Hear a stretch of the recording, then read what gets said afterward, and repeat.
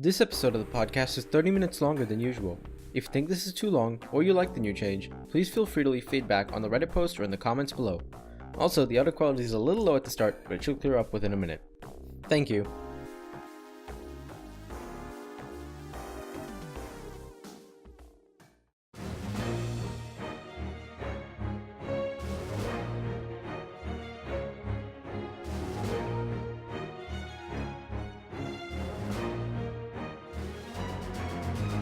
Hey everyone, and welcome to Brawlhalla Weekly, Episode 9. My name is partofthecreed, your host.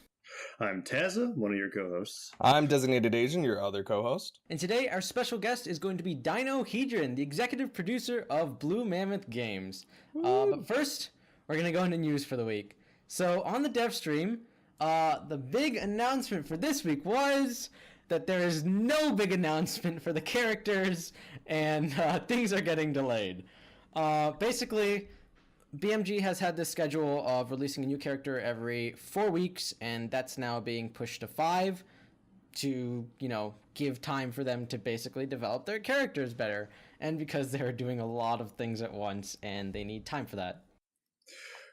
I really like that too, because I remember there used to be somebody was talking about because they have got artists specifically for the characters that they're releasing, not even the balance reasons, right? They have to design all these artists and the frames and all these things. And it was really tough because the rigorous schedule of a character every 4 weeks was putting a lot of pressure on certain people that were trying to develop those things. I think it's a really big deal that they're pushing that back even one more week just to be able to add a little bit more time for, details and fluff and just being able to polish that stuff. Yeah, for sure. And so, the next legend, we're sure it's going to be something with gauntlets. There is rumors that it's going to be a gauntlet sphere legend that's a monkey, because that seems to be the most No, it can't. Because What can it be? we all know the rule. If it gets posted on the subreddit by anyone that's not BMG, it can't happen. But because BMG said copyright. specifically Everything's that already someone abolished. posted the right thing on the subreddit. Yeah, they could have easily posted it's gauntlet and other gauntlets, and that's just like words. But if That'd be pretty good. if they post a character idea, then it becomes this issue of they have to more or less buy the IP of that concept. That's the Even if they made the character before that Reddit post came out? that's shaky, but artists, there have been art contests where they're like, I'm trying to make an art and we're gonna send it to BMG, we're gonna have y'all make this character, it's gonna be awesome, and then BMG is like, guys, I'm sorry, but we can't do that because laws. Yeah, they specifically said how much they would love to be able to do that too, and then when it just comes to being able to take that original concept and put it into their game and figuring out how to deal with all the legal stuff behind it, it's just not worth it. That being said, though, a character with two of the same weapon, that'd be pretty fascinating. You depending on the one that you pick up, you have different signatures Or different stats. Ooh, that's pretty nice. That would be really confusing. Not gonna happen now though, because Dino's hearing it and he's like, I can't use any of these ideas. That would be so brutal for whoever's fighting against that. The switch between 8 defense and 4 defense, between 8 takes and 4. That Oh would certainly be interesting. god. But as far as DevStream goes, that's about the only thing they really said. Currently, Raiden and Foda went to CEO, which was pretty sweet. Brawlhalla was there. They had a small tournament. So that's really awesome. And BMG will be at RTX this weekend, so if you're in the Austin area, you should totally go check them out. I'm sure it will be lots of fun. Yeah, I'll be there. It'll be crazy. It's awesome. Anyways, so going to the community news. First up, sponsorships.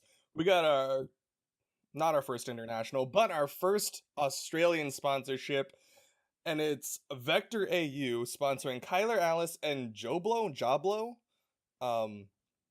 Super exciting. I personally don't know a lot about Australia. I'm going to be doing research on them before the Australia regional, but I will say it is interesting because I was under the impression that Maximus Maxi was the highest rank in Australia. I could pull up the ranking right now and not. Yeah, you might have to, because I personally know very little about Australia. I'm trying to think about the last time they really had a big event. I know C's had a few. I know Brazil has also had one, but other than that, well, the Barbie Brawl is. That's They've true. definitely been up in their tournament scene for sure. So I'm looking at the the ranking page. Tiger is number 1. Kyler Alice, so that I mean, good on them for picking up number 2. Happy Horsey and Maxi and QP, and then I think that says Lust. So that's the top 6 right there. So I mean, obviously, Vector AU is trying to pick up some good players, and that's awesome for the Australia scene. Very, very cool. Of other note on artists, we were just talking about art. Well, guess what? There is a new artist making waves on the subreddit and potentially other places, but I only look at the subreddit. And they go by the name of FJM12, and they have a very interesting art style of doing these like half shots. They look almost like they would fit on like a phone desktop or something like that, but it's like half of a character with a weapon and maybe some text. I know they made one specifically for Dobrein and the Barasa, so that's awesome. I think it looks really cool. I'm a huge fan of the style. It's definitely cool. I want to see like a full one, like a full character, or like part of like I almost wanted to have one that was like a full desktop picture. I have dual monitors, so have one character be on the left and one character be on the right, but like they split in the middle between the 2 monitors, but it takes up the full screen. Whatever, it'd be cool. It's cool. I like the art, and good on FJM. It's always great to see more artists. And then last is the Steam Summer Sale going on right now, and BMG is not gonna sit back and let y'all miss out on some great deals. 20% off of the All Legends pack, so that makes it $16. 10% off the Brawlhalla pack, which I believe makes it $18. And then nice math. 10% off of the collector's pack, which makes it, I believe, $90. That's not counting tax, and that's in USD. So if you're in another region where if you're in Australia, that math doesn't apply to you at all. But the deals do. So if you've been waiting for the opportune moment to pick up one of these packs, now's your chance. Yeah. Nothing more to say about that. And moving on to the tournament news, we got a few tournaments that have happened over the past week. And the most important one, the biggest one, the $1,000 BCS 2v2 EU tournament, has finished up, and we got some results from that. First place being Dobrein and Daiku from Boo, despite some interesting rulings that happened onto the middle of the tournament, which we can talk about a little later. Second place, despite fighting 2 best of 5s, they ended up losing out to them, was Zaloxry and Effie, teaming up from BX3. And in third place, we had, well, a little interesting naming dispute. We know them as Nala and Memoria, but in the tournament they were known as, oh gosh, I always have trouble saying the names. Go ahead. Asuna and Kirito. Yeah. Which is basically a marketing nightmare. But here's the thing. In the rules, it says if you place top 8, they place third, which is clearly top 8. They have to keep these names unless they communicate that to BCS staff / administration. So, despite whatever potential marketing nightmare that trying to use copywritten names is, or whatever, they gotta stick with those names. Which is really weird. I think it's okay. Because, like, well, I think they did that intentionally. Because Nala has been an Asuna for, like, a good 4 or 5 weeks now. I remember when he changed it first, because he's been helping me out personally when it comes to being able to seed Gravy Cancel tournaments specifically for EU. We just recently started doing EU events, and so I really didn't know much about like the scene. Like usually when I'm doing NA stuff, I'm seeding that stuff just by myself because like, all right, I've seen the results like the past 10 or so things. I know roughly how players are going to place and whether or not they're going to make upsets, consistent results. But I didn't know anything with the EU, and Nala was helping me out a lot. But he's had that name for a few weeks. I think they did this intentionally, expecting to go into BCS the EU terms. Like, oh, listen, we're going to use these names because we're troller dogs. That's great. Like that's what I other than that, like you're saying, it's going to be pretty difficult for them to be able to change that name officially. So that's weird. I mean, it's a cute team name. If you watched SAO, like that's cute. But yeah. I super understand the other side of the like, hey, Cloud9, check out Asuna and Kirito. How about you sign them up? And then Cloud9's like, yeah, we can't use those names. Sorry. Oh, that's true. Is that really like a thing? Because that's the thing. The point of BCS is to really grow Brawlhalla as, you know, a competitive game, and, you know, these tournament series and everything leading up to BCX is trying to make it very official. And when you've got these names like Asuna and Kirito, like, sponsorships aren't something that's going to happen when you have to try to pick up players with copyrighted names. I guess that's true. And I mean, I was trying to think about how big of a deal that actually was, because the names are copyrighted, right? But there's like certain things where you've got like characters who will have like main character names that are a little bit more common, you know? Like you could have somebody name something that somebody's actually named and they want to go by that. Is that still like a marketing issue? Because I know that Asuna and Kurita are like they're names of characters in an anime, right? But that also could just be their tag. Is that still such a huge deal when it comes to marketing? I don't really know think the specifics. I think legality issues aside, if I was a owner of a group, I think it would still be like a why bother with them when I can just pick up someone who I don't even have to worry about that, you know?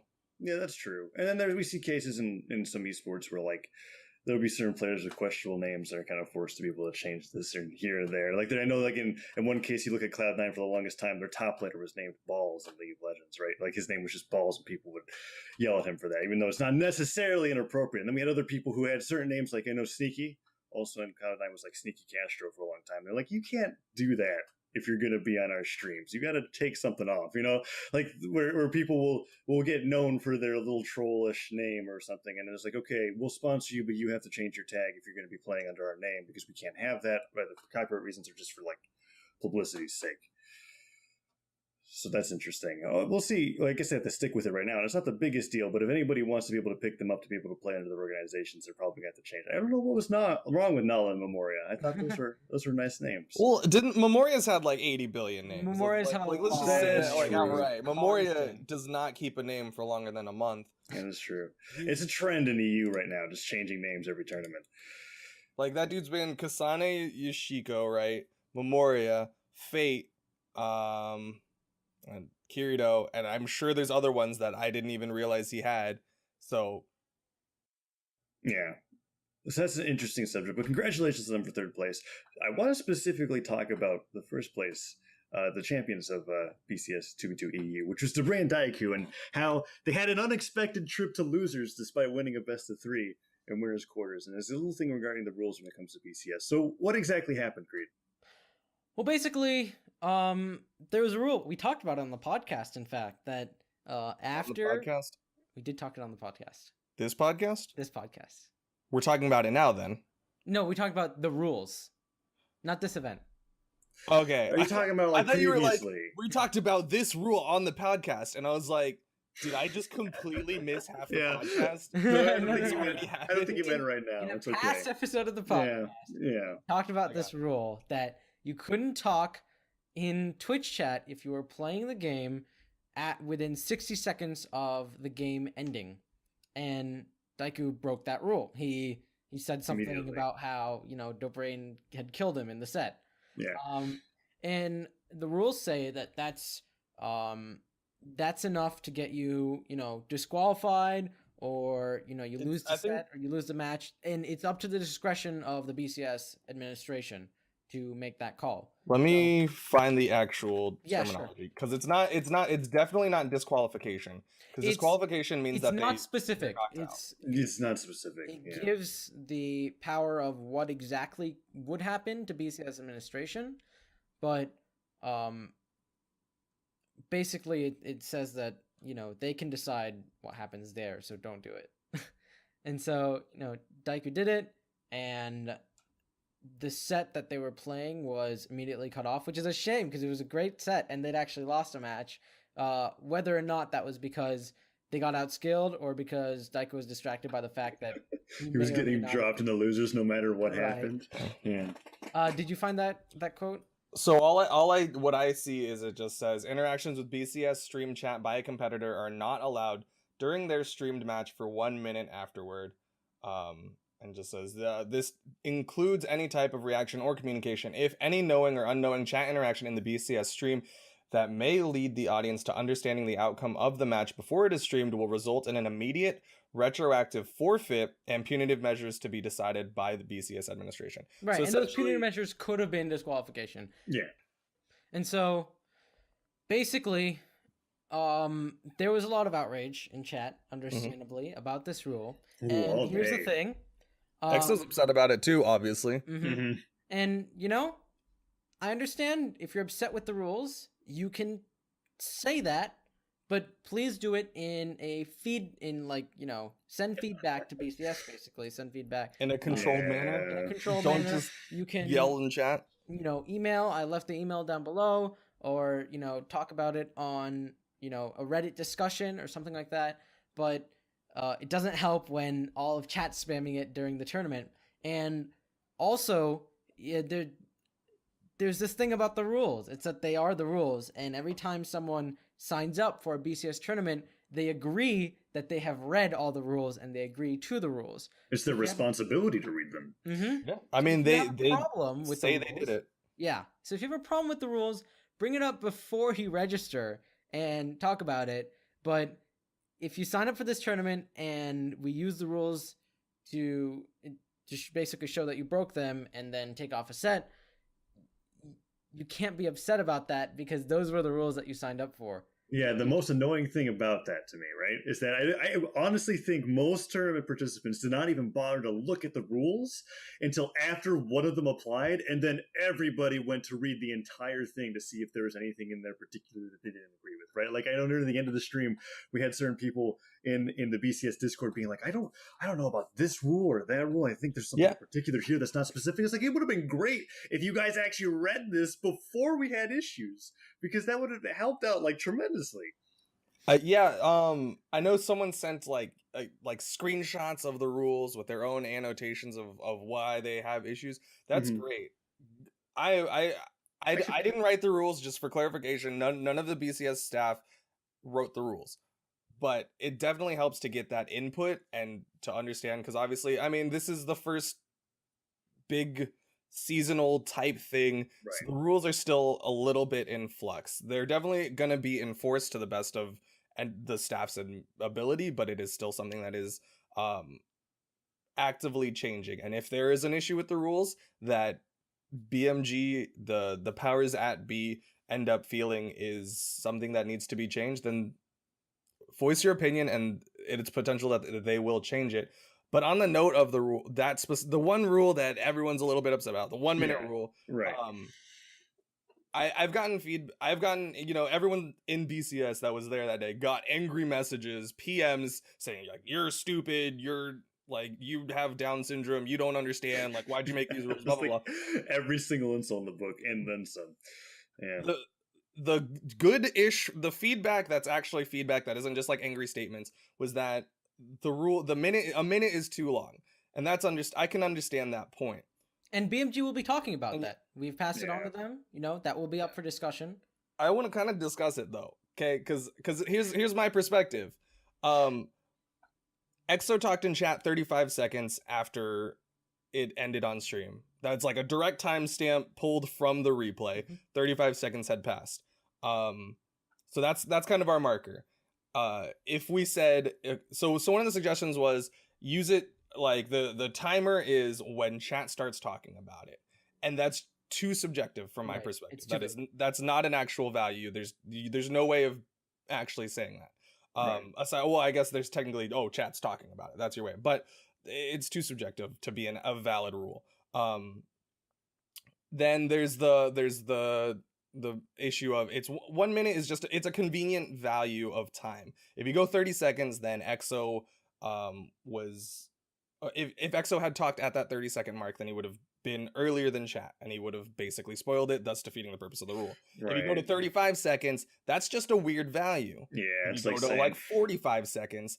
Who's keeping track of 45 seconds with a stopwatch? A minute is a convenient value that you can look at a stream and you can time after the fact. If you want to talk in chat as a player, just have a stopwatch. It's not like do you need to talk in chat that badly? And that's just something I want to bring up too. In these tournaments, something that's really unique when it comes to Brawlhalla tournaments in general is that, like, because they are like online things to where like you could have the stream right next to the game that you are playing. A lot of other competitive esports don't really have that environment. Like, if you're seeing certain things, people are on stages or on computers or in places where they're working with a team.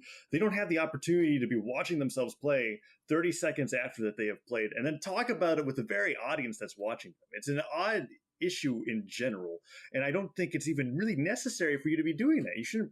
I don't think you should be participating actively with the audience that's watching you play the game. So it's like you're playing competitively. So I stated earlier I didn't make the rules, but I was around when the rules were talked about. Yes. Originally, the rule was going to be you cannot talk in chat, which, to Taza's point, every other esport that most people look at, that's not a thing. Like, CSGO players don't talk in chat. League of Legends players don't talk in chat. Smite players don't talk in chat. Dota 2 players don't talk in chat. But they're also bigger. Brawlhalla people like to talk in chat, and I think everyone kind of understands that, and I think that's what BMG, rather than have that rule be don't talk in chat at all, they're like, hey, just give time for the tournament to go, and then you can talk in chat after that minute is up. But I other people are going to be upset about it. They're going to think it's stupid. It's a pointless rule. Blah blah blah. We're going to see some angry Reddit posts. Is all I think. We're going to see some angry stuff. Yes, we are. But that's about it. I mean, essentially, it's like, regardless of the whole entire idea behind the rules, right? You get if they exist, they're there. You have to follow them. Revision can happen later, but that's why we bring it up before it becomes a huge problem. But that's all we've got for the BCS 2v2. I also want to talk a little bit about Gravy Cancel Sunday last weekend, which was on the 19th. Placements for that was first place LDZ being able to finally show up and win a 1v1. He hadn't done that for a few weeks. There was a time where he was like winning every week of GCS, like over and over again, no matter who came up to fight him. Second place was really interesting, and that was Burnt Pan. I want to talk a little bit about him. He was playing Jolly the entire tournament. And third place was PKPR, which was completely out of nowhere, playing Thatch the entire time. Honestly, the tournament was just kind of weird. And this is something to consider, is that this tournament also had Twilight, who won the last money tournament that we had, knocking out Daiku and Dobrein, which was crazy for him at the time. We had Boomy in there, who he's kind of an oddball. He tries hard, sometimes he doesn't. It's hard to tell what Boomy's doing. And Stevenator, who lost over to Compute and LDZ on the way up there as well. The biggest thing I want to talk about with GCS was Burnt Pan. He's never really he's part of King. King is one of those newer sponsors and when it comes to the NA scene. And he's never really had any major success, but he was the first person I really thought brought out some really unique axe play. And he was able to knock out Crocky from Vex and Twilight on his way up to winners bracket to make it to winners finals. It was crazy, purely with the axe. He actually reversed 3-stock Twilight.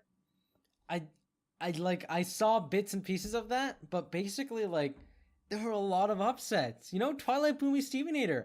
Yeah. If you had told me that these three people were going to be in the tournament, I would have told you those are the top three, and then neither of them placed. It was instead LDZ, Burnt Pan, PKPR.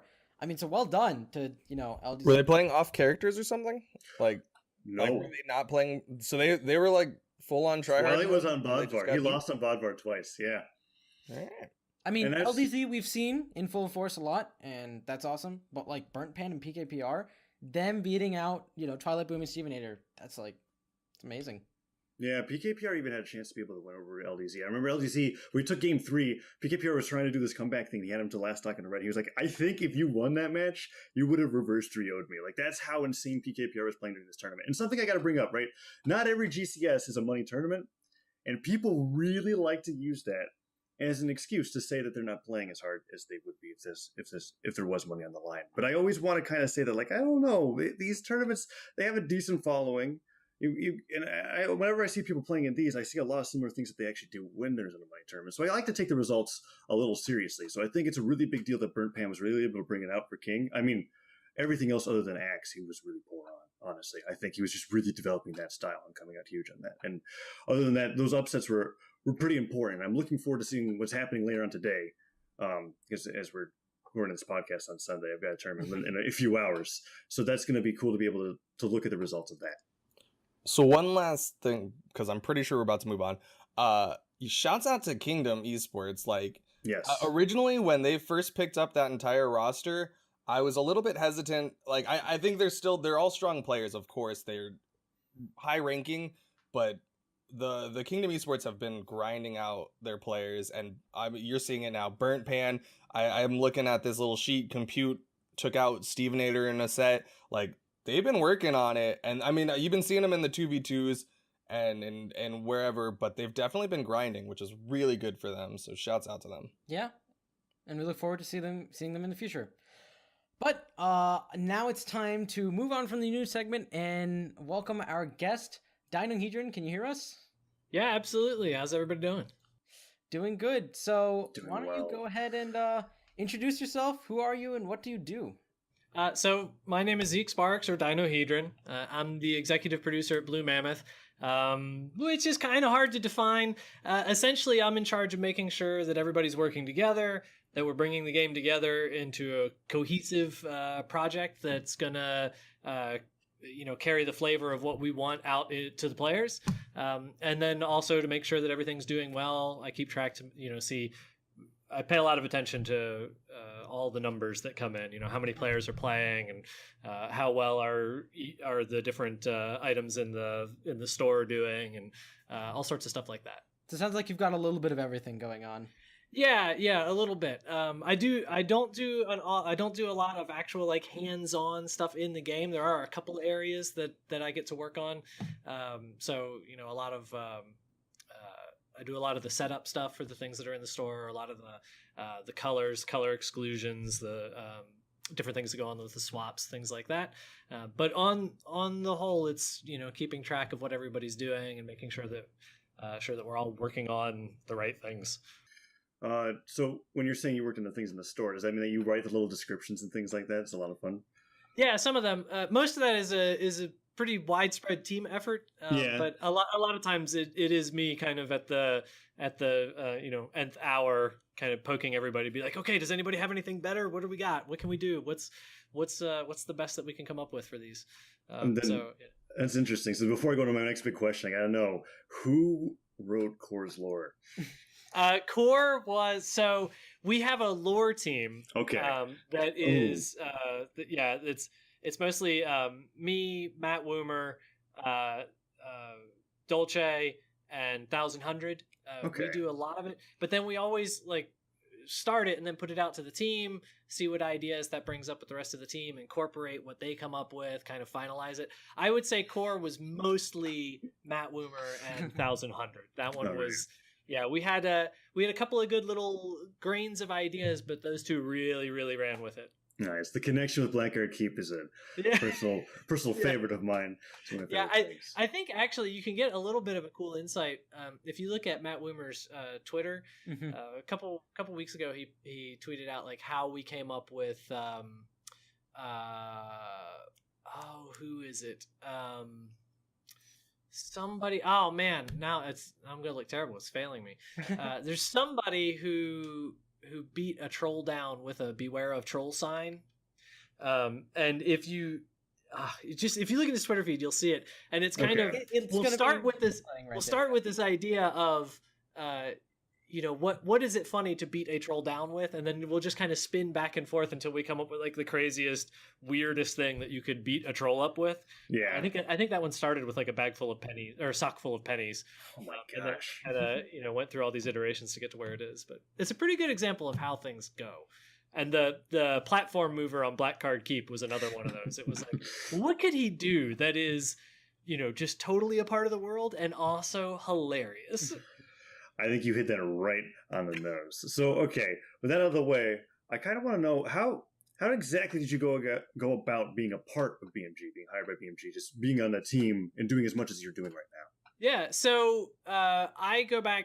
Matt Woomer and Lincoln Hamilton are the two founders of BMG, and I worked with them at Cryptic out in California for 8 years. So I'm originally from Virginia, but we're all East Coasters, and we all at various times wound up out at Cryptic working on MMOs. So City of Heroes, Champions Online, Star Trek Online, Neverwinter.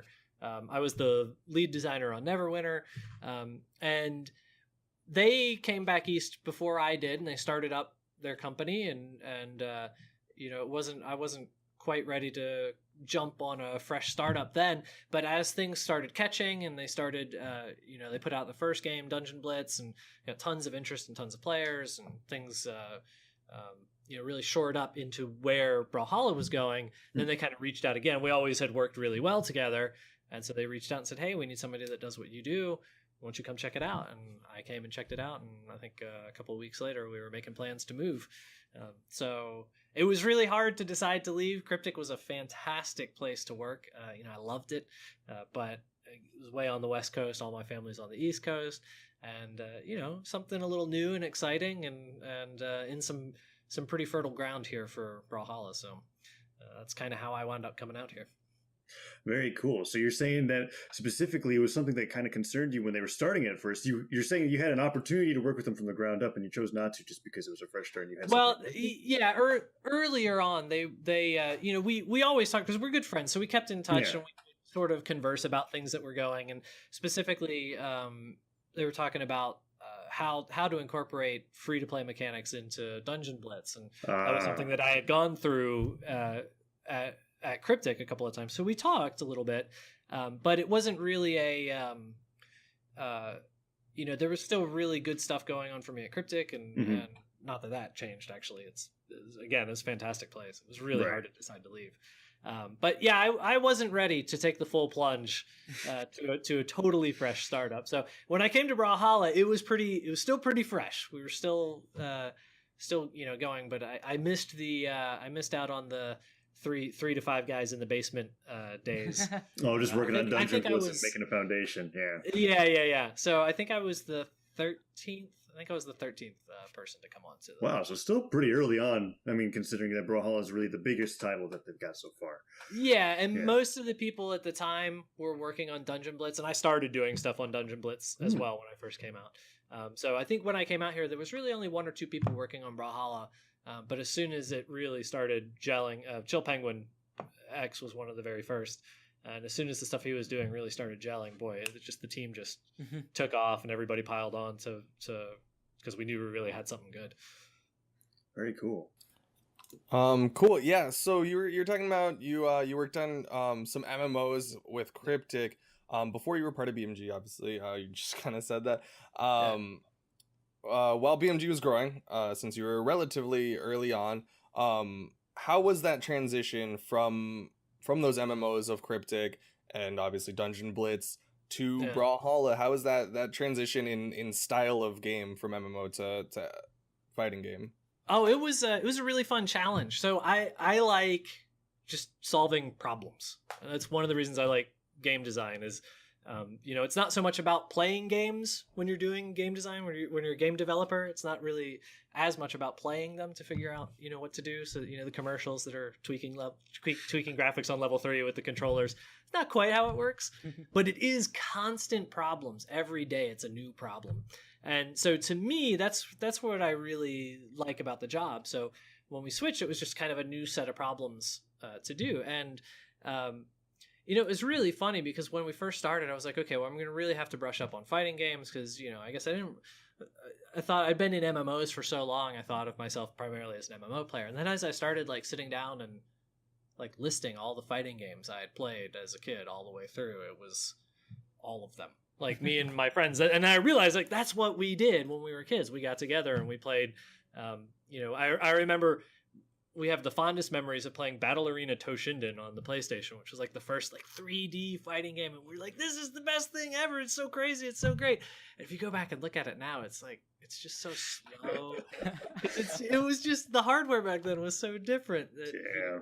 And so it was kind of surprising to me when I sat down and thought about it, that it was really a huge chunk of everything that I had played growing up. And so it wasn't a very hard transition to make from game style to game style, but it was a whole new set of problems to solve when thinking about, okay, well, how is free to play going to work for this? Because MMOs are very different, right? There's a lot of progression in MMOs. There's, you know, huge systems that take hundreds of hours for players to go through. Whereas for Brawlhalla, it's all about the gameplay. That's it. It's gameplay. And we didn't want anything to latch on, any of the free-to-play mechanics to latch onto the gameplay mechanics. So, you know, none of the things that you can purchase, like, accelerate anything about how you perform in the game. Everything that you do in the game is you. It's based on your skills as a player, and that's it, which is pretty different. You know, even other competitive games are a little bit different than that, right? League of Legends has runes, and as you gain levels, you get more runes. You know, it's hard to say that's not really power, but as the longer you play, it sort of extra selects the people that you can play with. It's hard to play with fresh players, even though their skills aren't as developed anyway, because there's this extra mechanic that's reinforcing it. And something like that, about making sure that, you know, we made that decision. Okay, we don't want even that, which is, you know, a very it's a fine system. It works great, but we didn't want even kind of that style of stats in it. When we first started thinking about it, we're like, okay, well maybe stances or something like that, but it just, none of that really felt right. So we just had to think differently. We just had to make sure that I could shift my brain, and everybody in the company that was thinking about it could make sure we wrapped around like, okay, it's pure your skill versus their skill. Everything else we do, we have to find other ways to make free to play work. So does that mean stances? You just mentioned that. That was something that you guys toyed with a little bit. Is that something you're planning on like kicking away for a while? Because it's in there in custom games. It's clearly not allowed in competitive. Right. What's the deal with that? Mostly we take our cue for things like that from the community. So we still are getting feedback on stances, and we'd still like to see it become a part of competitive play, I think, but it doesn't matter what we want. It's what the competitive community wants, right? That's kind of for everything that we've done for ranked, whether it's ranked or tournaments or whatever, we always take that cue from the competitive community. And so, we put them in custom so that people could actually start playing with them online. And we're still getting data and we're still getting feedback on what people are doing with them and whether the players think that it's the right thing to go into competitive play or not. And that's ultimately what will make that decision is the player base, not us. Okay. So next question is, you had a big developer stream every Tuesday. And I want to know a little bit about how, I have an idea of like what you might initially say, but how exactly did that dev stream come about? And what has been your overall goal with being able to host that every week? So the way the dev stream came about was actually pretty great. We said, hey, we're going to do a dev stream. Let's start Tuesday. and we did. But I mean, that's kind of just the short, fun, interesting way to say it, right? Yeah. Twitch is huge, and I could go on for hours about what Twitch has done for game development. Personally, first of all, it's just fun. It's just fun. It's fun to stream. It's fun to talk to people. It's fun to connect over, games or whatever. Twitch, your community takes on a life of its own. So it's fun, but it's also, as a game developer, I love it because as I've been in development, the barrier between feedback from players and developers has increasingly gotten smaller and smaller and smaller and smaller. Whether it was, originally when I started playing games as a kid, I didn't even know if people made games. I had no idea. Like, obviously somebody did it, right? But they might as well have been robot unicorns for all I knew. Yeah. Just somewhere like making games. That's what happens. And there was no way to find out, who they were aside from, some of the big luminaries. There was no way to know who it was or how they actually did it or anything like that. And then you got kind of magazines came out, Nintendo Power and stuff like that. And then those kind of started covering game development as well. And then, emails and forums are pretty good, but Twitch is instant. We can take something that isn't in the game, we can show it to people and instantly hear what people have to say about it. And that, and we can engage. It's not just, can we hear what people think about it? It's, well, we can sort of brainstorm with it. We can say, oh, well, here's what we were thinking, and here's why we did this, and here's why we did that, and see what the feedback is. And so it's not even necessarily, does this idea work? Or does this thing work? It can be, was this even the right direction? What if I explain what we might fix between now and when it would go live? Oh, then do they get it then? And so it's just something that we've never had before, has never existed. And it's awesome for not just to raise awareness of your game or your brand, which it does, and that's great. But for the development itself, like, it has changed how we develop. A very real example of that is the Asuri Lynx skin, right? We had a bunch of sketches, and we've said, okay, here's what we like, here's the direction we like. Okay, she's a tiger. Tiger makes sense. Here's the lore. Tiger. This is good. We showed all the sketches, and people were like, whoa, look at that lynx. Holy cow, that thing is amazing. And we're like, well, yeah, but she's a tiger. And people were like, but the lynx. And so That's interesting. We were like, okay, well, can we release that skin? Can she have sort of an alternate cat version? And we're like, yeah, let's do it. So we released that skin. People love it.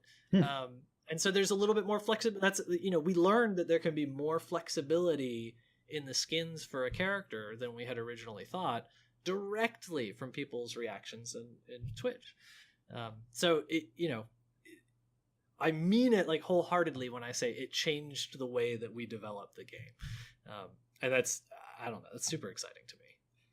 Oh, and so then we knew we had to do it. We knew we wanted to do it because Twitch was important. We didn't really understand Twitch at the time. We knew what it was. We didn't know how it worked, underneath. And we knew that if we waited to figure it out and get it perfect, we'd never do it. So we just like, okay, well, our goal with the first, 3 months of Twitch streaming is nothing other than stream and learn. Right. And so starting with that goal, then we just did it. You go back and look at those original casts and woo, they're not great. But we learned and now I think we're in a really good spot. And so the biggest part, I guess, is the goal really developed around the results that you got from your stream. It's just like, we don't know what we're going to get from this. Let's do it. And like, wow, this is really cool. I didn't even think about these things. And now you've got this amazing dev stream that everybody likes to be able to check out. Yeah. And the community, that consistent community is awesome. And the fact that we can just get on there and we don't have to be all serious. We don't have to be stuffed shirts and we can just get on there and, joke and troll and tease the community, and they do it right back. And in the middle of all of that, people see the game and people learn why they should like the game, and they learn that we're just people. We're not robot unicorns. We're just and people who love occasionally making someone games. wear a green shirt and tape a CC code on. Right. That was if we had started out and been like, okay, what we're gonna do is really bad green screen jobs of people with floating codes. we would never have started with that as a goal. But it's so, I don't know, it's endearing. It cracks me up every time Tiv comes on.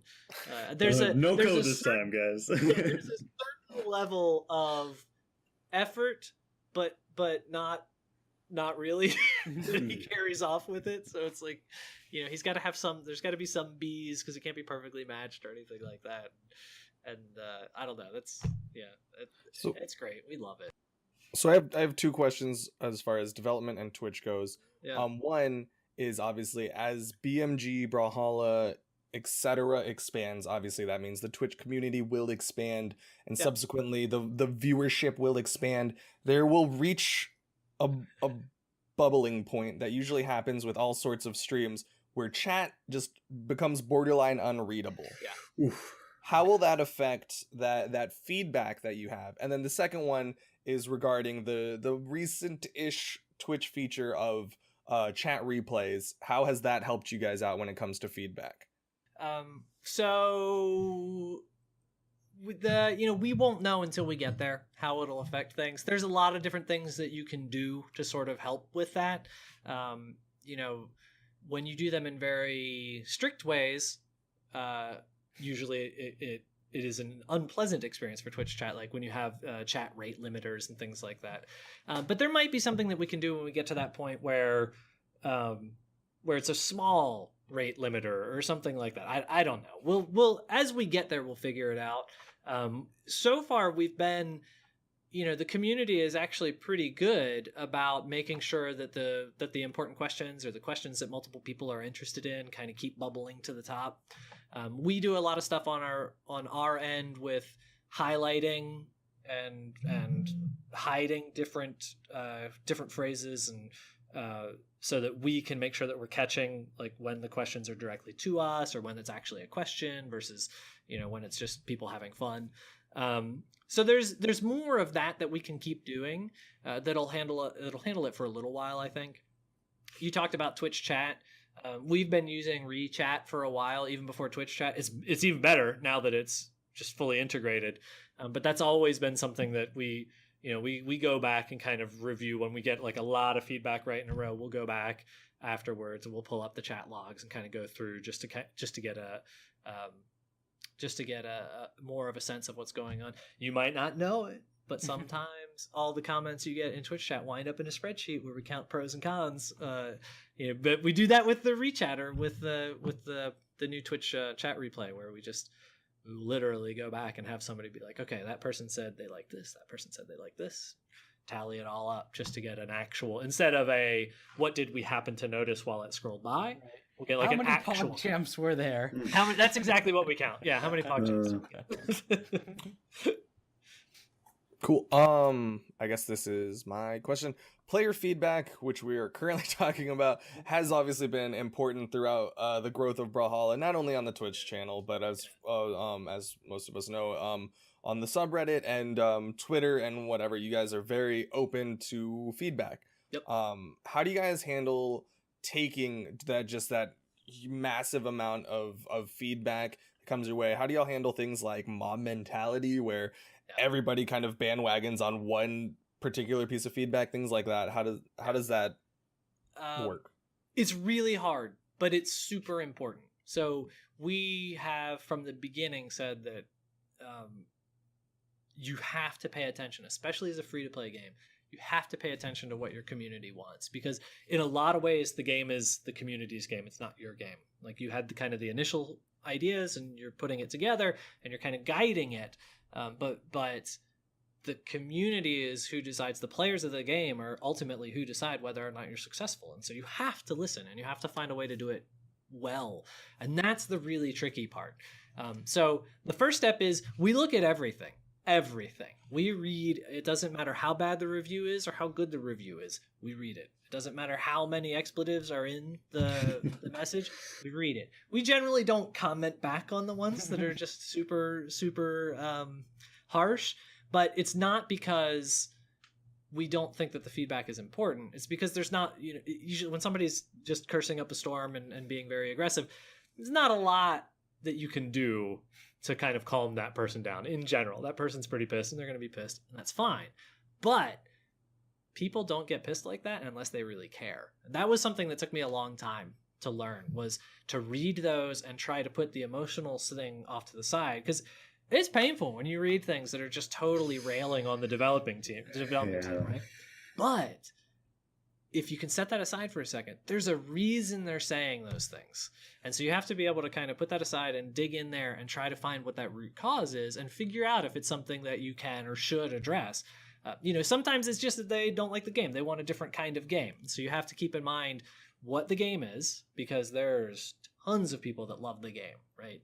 So it's very easy to get caught up in negative feedback and forget that there's a ton of people that love the game and the direction it's going. So you have to always remember that. And then the other thing that we do is we collect data like crazy. So there's we know you can kind of prepare when something's going to happen. We put Core out as a new character. It's a new weapon. We know there's going to be insane amounts of feedback about that. And we know that the pattern will generally start with this character is overpowered, is where the feedback will start.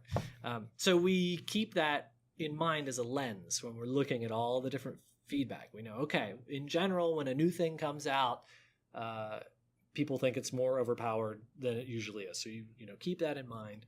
And then we use the data. We use what players are saying as an indication of where to go look.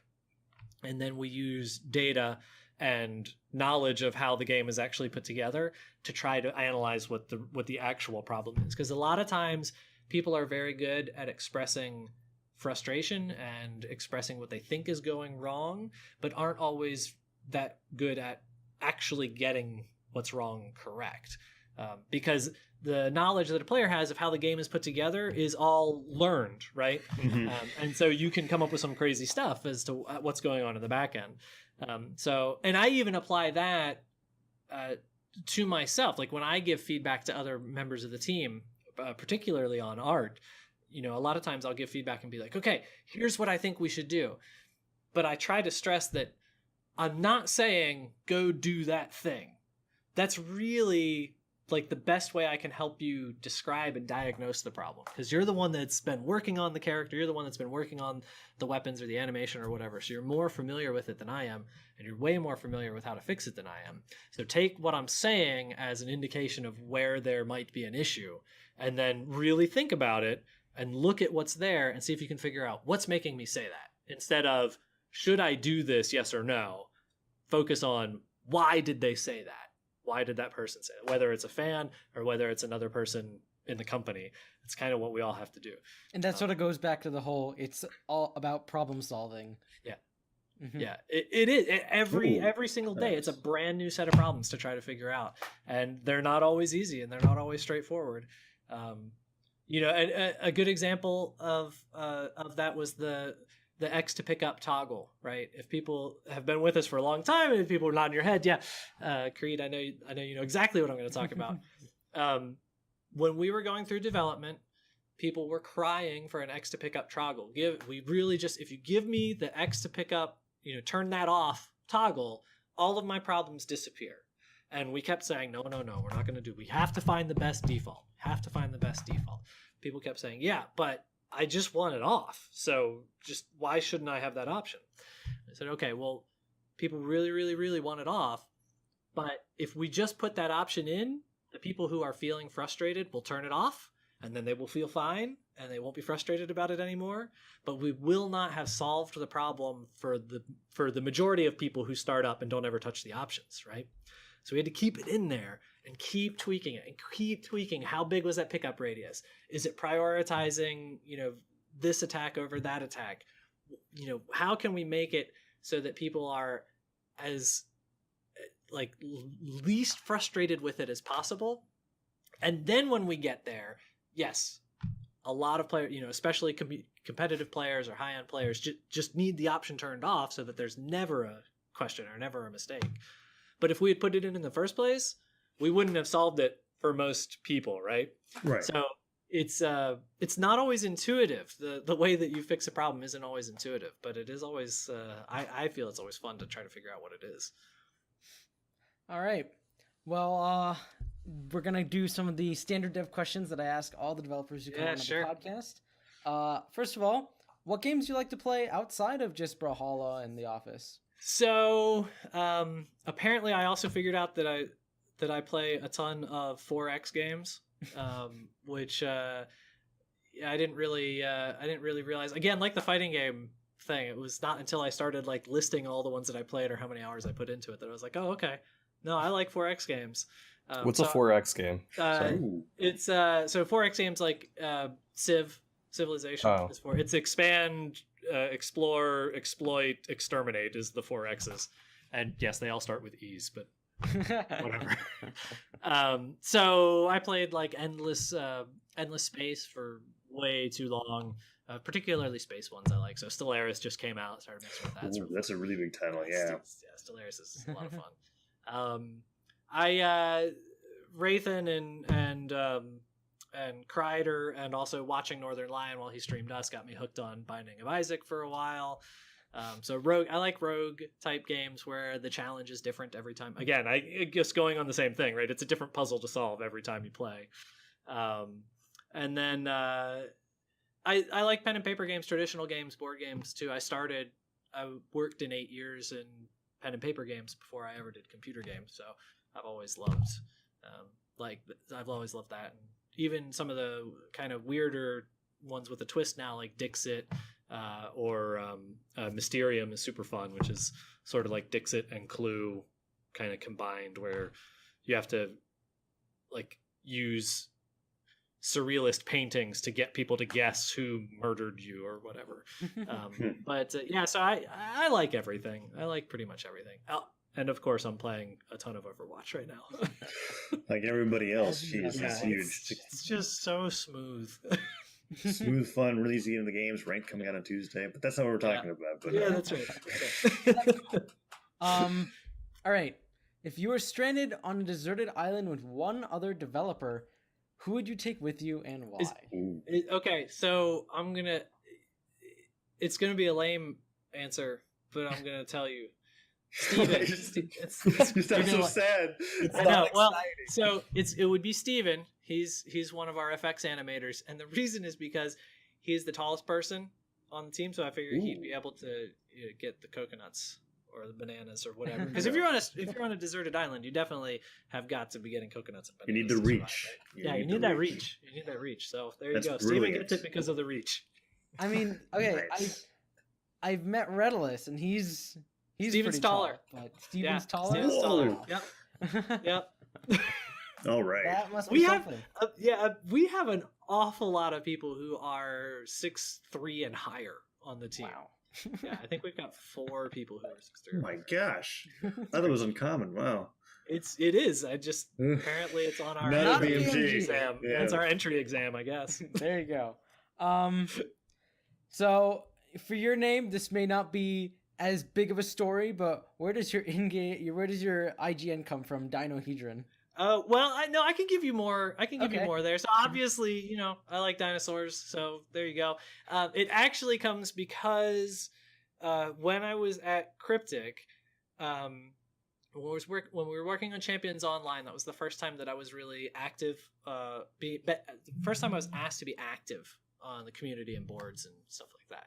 And so I had to find a name that we had all made characters in Champions Online, and I had to find a name that made it fit. And so I picked Continuum because I made this character that was kind of time travel-y, speedy, lost astronaut kind of thing. And then when we were purchased by Perfect World, we merged our boards, and Continuum was taken by somebody, not me, so I couldn't be Continuum. I was like, all right, well, I'm gonna pick a name that is never gonna get taken again. And so I spent a day or two Google. The thing was, like, if I Googled it and it got a hit, no good, Right. no good. So I was kind of combining all these different names, and yeah, eventually I wound up with I was trying to come up with like pixel arty game developer-y thing. So the hedron part is like polygonal, like 3D games, polyhedrons. Stick dinosaur, Dinohedron, no hits. Let's do it. There you go. You put a huge amount of effort into that, just Googling everything. You're just like, yeah. I can't have my name stolen on a forum again. I didn't want to, and so far it's worked. I'm sure now I'm doomed. People are gonna take Everybody's it. gonna name squat it. Just like Dinohedron, I better Just to sign troll me. up. Yeah. Which The bigger you get, the more everyone wants to take your name. So yeah, which Matt Woomer actually did on Twitter, because my Oh, Twitter come on. got sparks, and when he realized that, he started messaging me from Dinohedron Twitter. Thanks, Matt. that's good. Wow. And finally, if you had to pick just one, who is your favorite legend in the game? Queen Nai. It's always been Queen Nai. I just Wow. aesthetically, yeah, I love the way she looks. It was funny because I stopped playing her for a long time, because originally they could all use all the different weapons, and she existed even then. And then we went down to 2 weapons, and she was Hammer, which I was a big fan of at the beginning, and blasters. We were like, magic wands, blasters, it'll work. That didn't work. Nobody liked that. But I liked her, and I played her then, and I like I can't really capitalize on foot speed too much, or attack speed, just my normal play style. So the slower, heavier hitting characters are kind of more what I gravitate towards. So she was great. And then we changed all of her weapons, and I was trash with Katars, and I had to stop playing her and play Nash. But she was still always my favorite. And now I'm back. I finally kind of Katars clicked in my ass. And now I'm back to playing Foda, Queen you Nai. just fired, and he's Yeah, but he didn't even set me down and be like, all right, listen, we got to talk. We got to fix your Queen Nai. He just, like, him just being in the office, all of a sudden it was like, boom, I can play Katars now. So it's Queen Nai. It's always been Queen Nai. Very nice. Yeah. Well, thank you so much for coming on the podcast. Definitely, it's been great having you.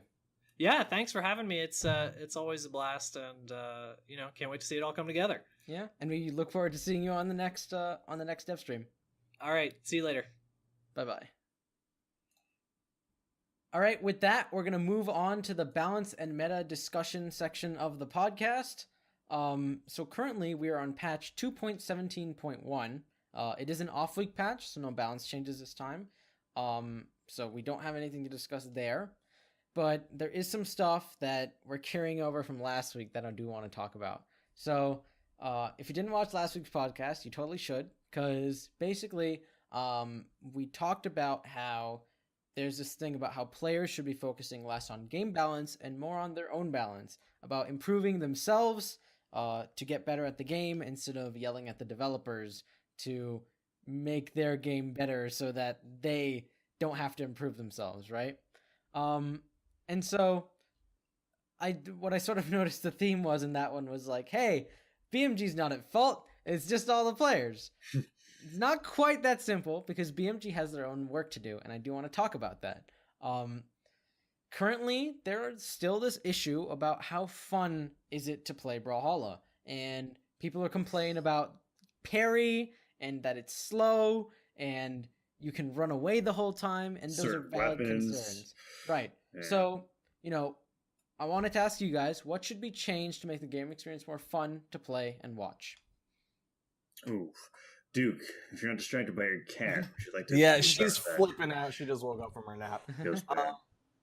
So I've kind of talked about this in one of the previous podcasts, but in my opinion, the thing that's the most fun to watch, I don't want to make claims. I try not to make claims about balance because I know my opinion is one that is rather uninformed and probably not the best opinion to listen to.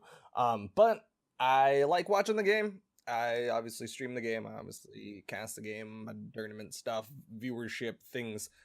From my perspective, as far as like visually, one of the things that's always stood out as fun, and this isn't standard, or this isn't limited to purely Brawlhalla, is explosions. Not necessarily in not literally explosions. Obviously, bombs flying from literally the sky, it's going to be entertaining. Yeah, but like explosive plays, right? Okay. Like looking at the last BCS, there was a moment that sticks out to me.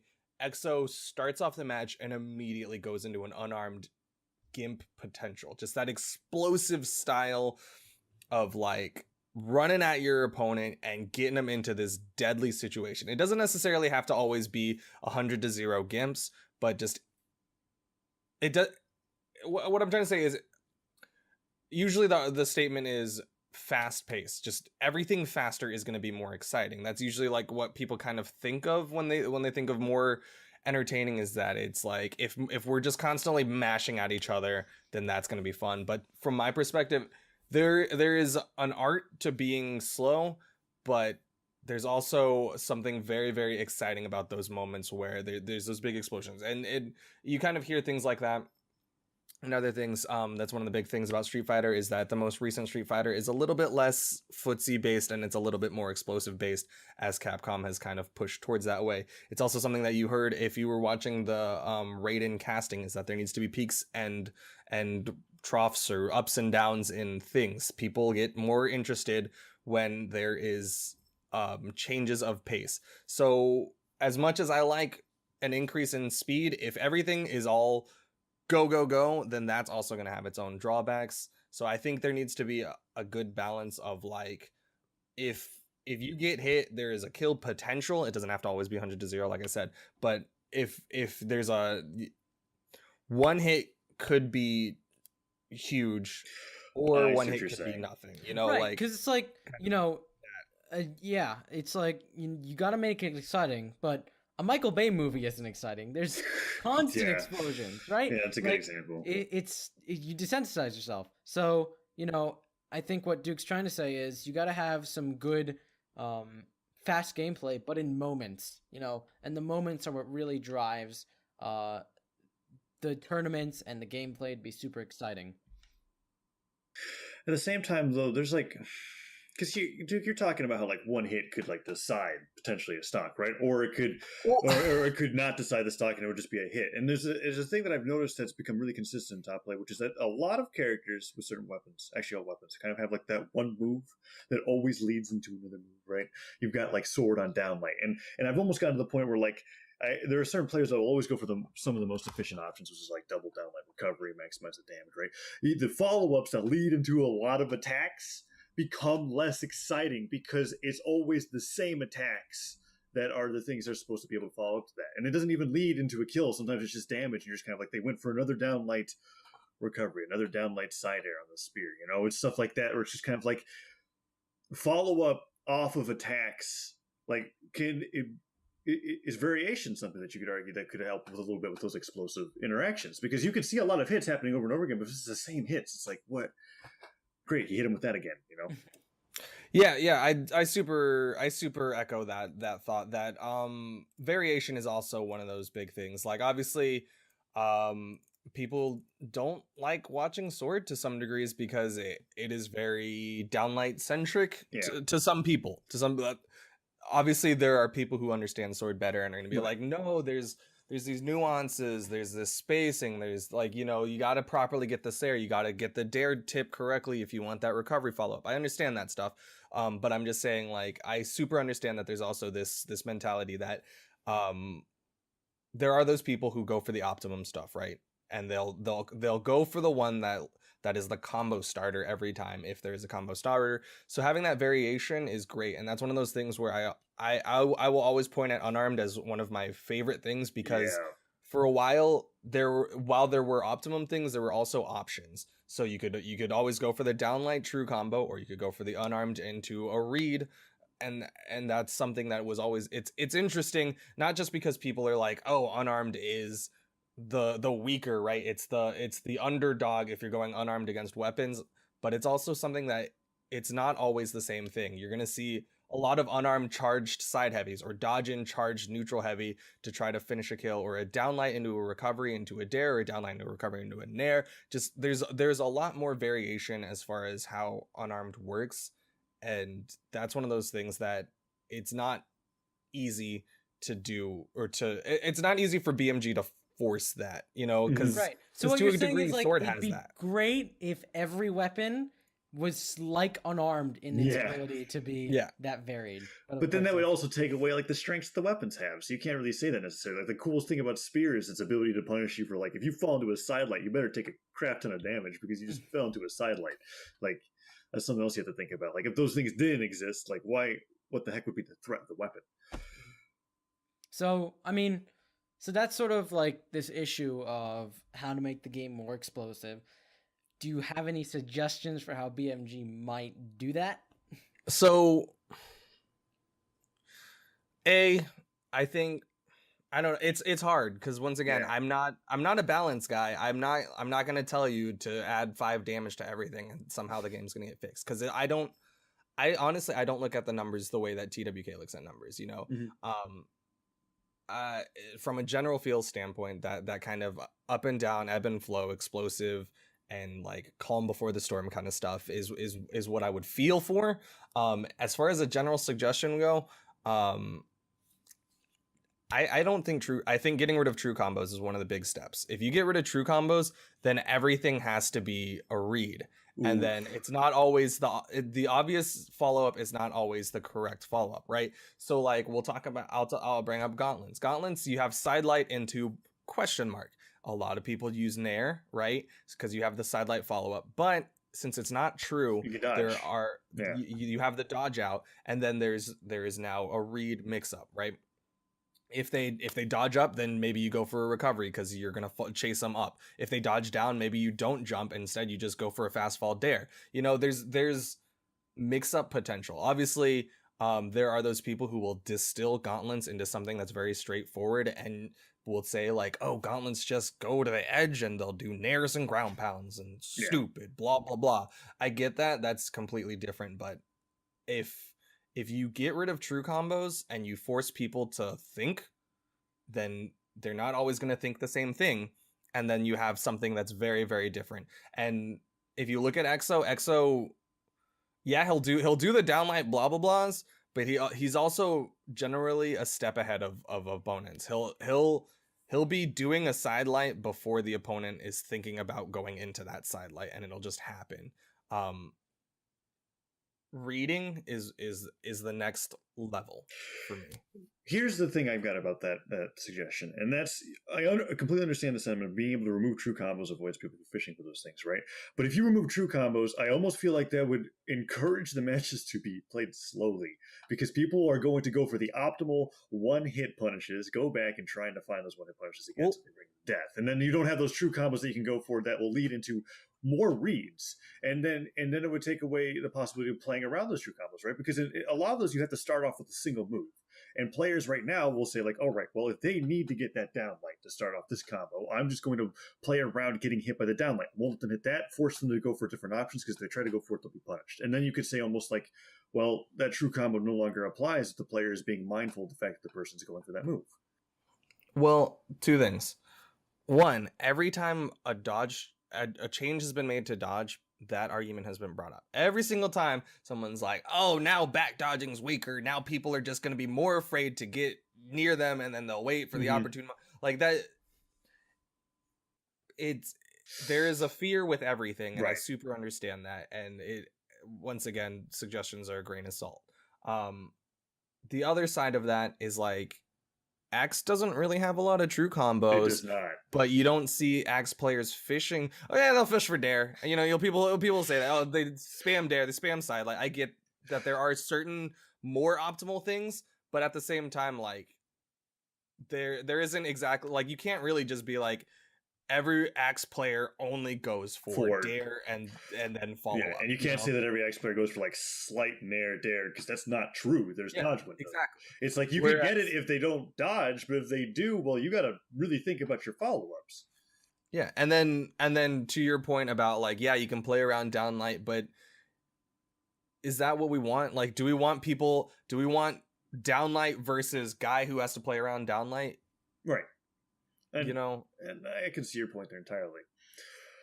It's difficult for me to think about that, because I almost kind of like the identity of Axe being one of those weapons that's heavy hitting, but very lacking in regards to strings, right? And then you've got like the identity of Katars, where, and this comes to like, I talk to a lot of pro players for this game because of the tournament scene, right? I get opinions from everybody, and that's one of those things where like the point of this question, which we're discussing, right, is like the focusing less on game balance and more on their own balance as players. I have heard about every weapon complained about besides maybe hammer from like every player, right? I've got just one top player saying that like bow is broken. On an interview with Dobrein, he said gauntlets are the best weapon in the game if you learn how to play them. I've got another player that's saying Katars are so insanely broken because the strings are so easy to get and can make bad players look good. Like, you've got people saying certain things about every weapon in regards to its strings, and but they all kind of have like their own identity.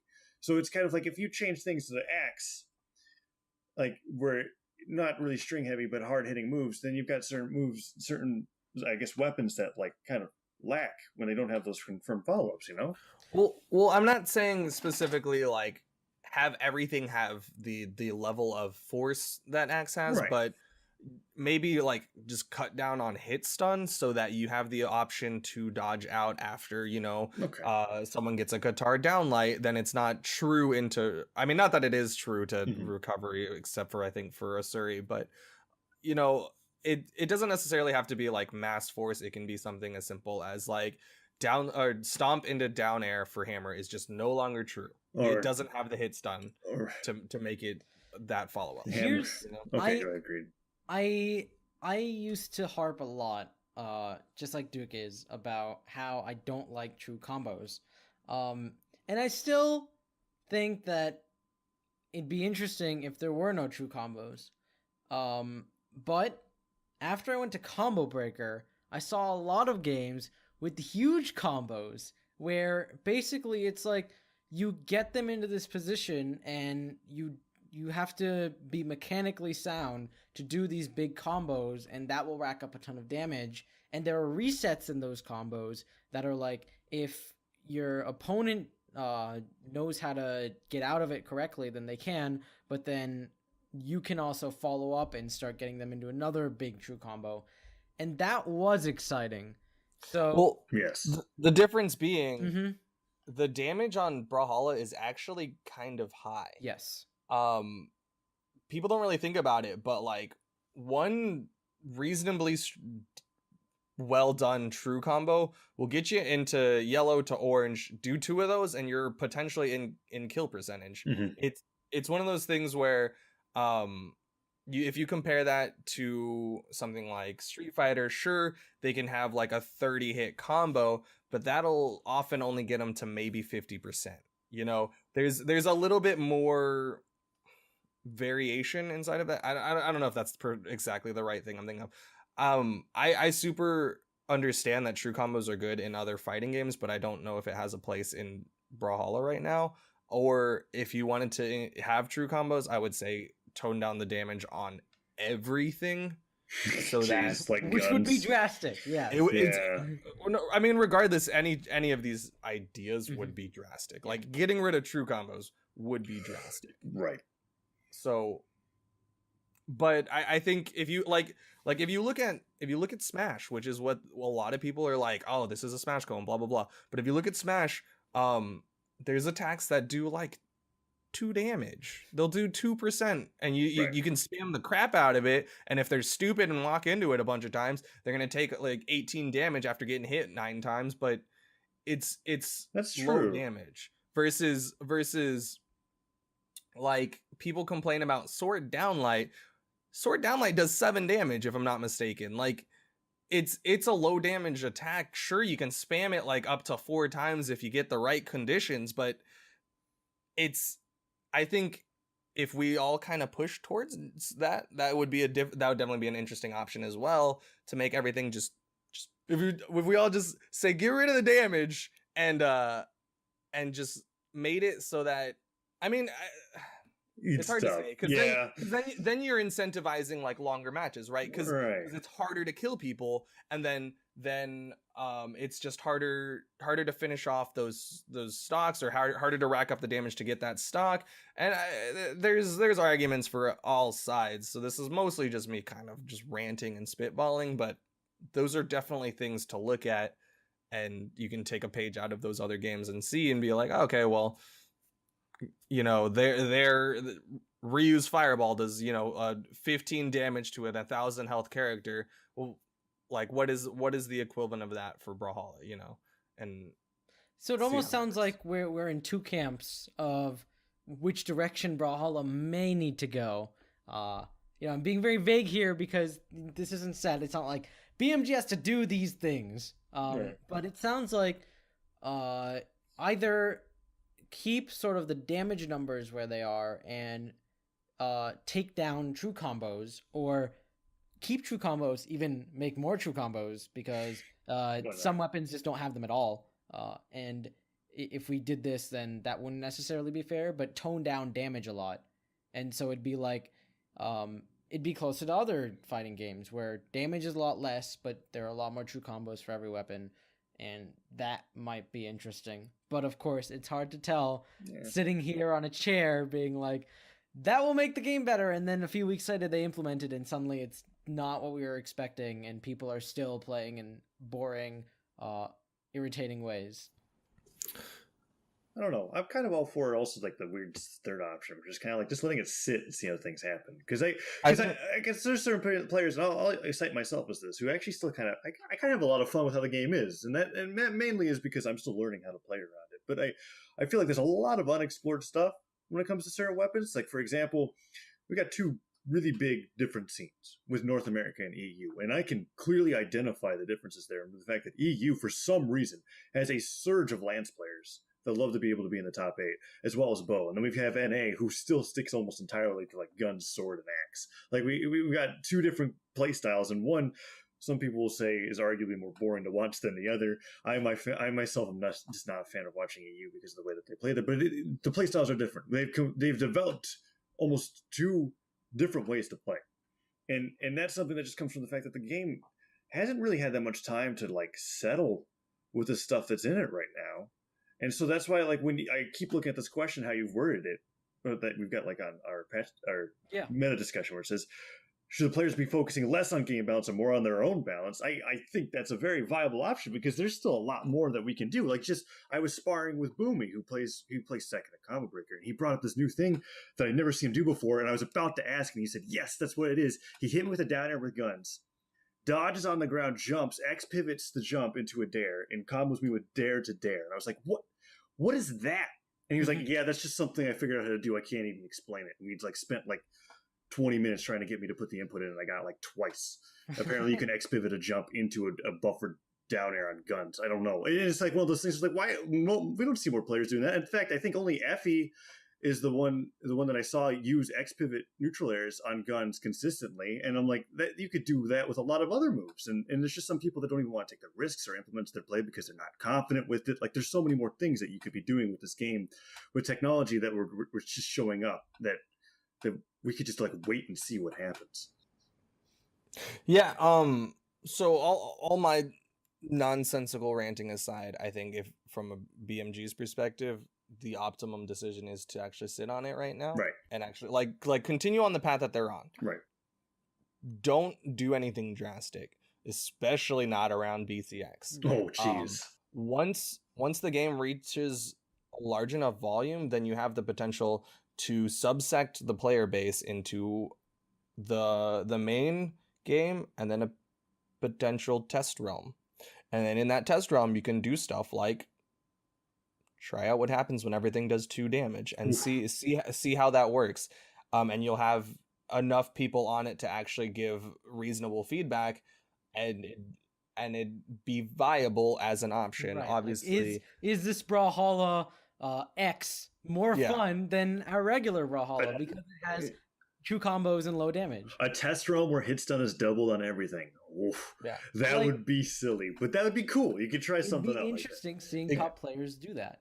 You get the test option once you have more players. But to your point and the kind of the original reason why we're even digging into this, I agree. There is a lot of people, and one of the people who I'll look at, because Egg Soup, like he's actually blown me away. This dude, like, he'll troll any time of day, but when he's serious and when he's being an actual mature human being, it's actually like it's mind blowing. This dude, I think there was a post about Spear being like, oh, Spear is gonna be dumb, like fix it please before combo breaker, and Egg Soup was like, look, that this is not the way to do it. And to a degree, guys, players are a little bit spoiled. Most other games don't get the level of feedback that BMG does, and you guys need to understand that to a degree you should work on yourselves as players and working on how to fix it, how to find the solution to the issue yourself instead of telling BMG that there's an issue and that they need to fix it for you. And that's exactly what we talked about last week on great. the podcast. I think like seriously, huge shouts out to Egg Soup. And if you look at any other game, players don't complain with the expectation that they actually get heard the way that Brawlhalla does. And I'm not really one to talk because I'll complain all day every day when I play ranked. If anyone has ever seen me play ranked, I scream and shout and I hate it. But at the end of the day, it's because I am a worse player than my opponent, and I need to get better and figure out a solution to parry or to running away, to back dodge, to guns, to guitars, to figuring out when to actually dodge, things like that. It's something that a player needs to work on and not always BMG. But that doesn't mean that there aren't things that are broken. Right. Things because I think it'll be interesting. We go to BCX happens, we get a nice LAN tournament, and we get one with $50,000 on the line. That's when you see players at their most, maybe not refined, but when they have everything on the line, they will play the way they think they need to win. And I think it'll be really interesting seeing what that is, and if that is boring and awful, then maybe BMG will have to do something. But definitely once leading to that, it's up to players to learn these interesting things like Taza was talking about. Boomy is working on things. Gun, dare, X pivot, chase dodge, jump, and do another dare. No one's come up with that, and we have months until BCX. People need to start working on that. Here's the thing. Nobody wants BCX to be boring. Nobody wants BCX. Nobody. No. Especially not BMG. If there is any potential for it to be boring and for guns or whatever, for it to be this giant parry spacing 8 minutes every match malarkey, it's not gonna happen. And that's like I super agree that players need to figure out solutions to problems. Yeah. But if the solution to the problem is to lame it out yourself, then BMG will start. That's also a huge thing, because there are a lot of players that will just sometimes like kind of bandwagon together and agree like, okay, guns are really strong right now, so instead of deciding to do something with guns, let's just all play that because that's going to give me the best chance to like win or whatever, you know. So like then everybody will just be seeing that. I mean, that's not the case everywhere. With 2v2 finals, we had 3 bows and on like three bow legends every time, you know. Like that's not something you're going to see in NA. But there was still a lot of gunplay and stuff like that. And if it comes to that point where like everybody's just spacing side airs and fast falling for like 7 minutes, you're just kind of like, I can't have that. Like I strongly doubt that will happen. But if it leads to that over the next coming months, as like the game develops, that's not what I don't think anybody wants to see that. Mm-hmm. Exactly. And so that's sort of that vein that we're talking about of what BMG does need to change is, or what BMG might need to change, I should say. Right. They don't need to do anything. They might. But it's like if the game becomes a slugfest that's not fun to watch, that's the sort of thing they need to change. Not balance in the sense that Spear is broken. That's something the players need to change. And I think that's the line that I kind of want to draw. And that's the conclusion I want to get out of this, is that the thing BMG needs to work on is to make the game more fun as a spectating sport. And yes, the occasional balance thing if something turns out to be super broken. But currently, with 50% win rates, that's not something that's appearing. Nope. Even with that outrage about Spear, the win rates were still at 50%. It's not that big of a thing. The players are the ones who need to figure out the optimal weapon or move sets to use, and they haven't figured that out yet. The game's too young for that, and there's a lot more training and a lot more analysis of the game to get to that point. And that's where balance itself comes from, is from the players. All right, so like I said in the very super intro that you might have heard at the beginning of this podcast, we went on really long, in 1.5 hours. Let me know what you think of this, because there's obviously a lot to talk about, and it was really fun having Dinohedron along for longer than the average interview time. So, on Reddit, on the post, let me know if you think, hey, this is way too long, I don't have time to listen to 90 minutes of podcast, or if you say, hey, this was really interesting, long balance, long interviews. Let me know how it goes. But thank you to Taza and Designated Asian for being my co-hosts this week. It was a pleasure. Next week, we will not have a podcast because everyone's gone for some reason or another. There's also not a BCS next week. So we'll be back the week after to talk about some of the things that are going on. I'm pretty sure we'll know who the new legend is by then, and I look forward to seeing you guys then. And until that point, I'm Part of the Creed. Thank you guys so much for watching and listening.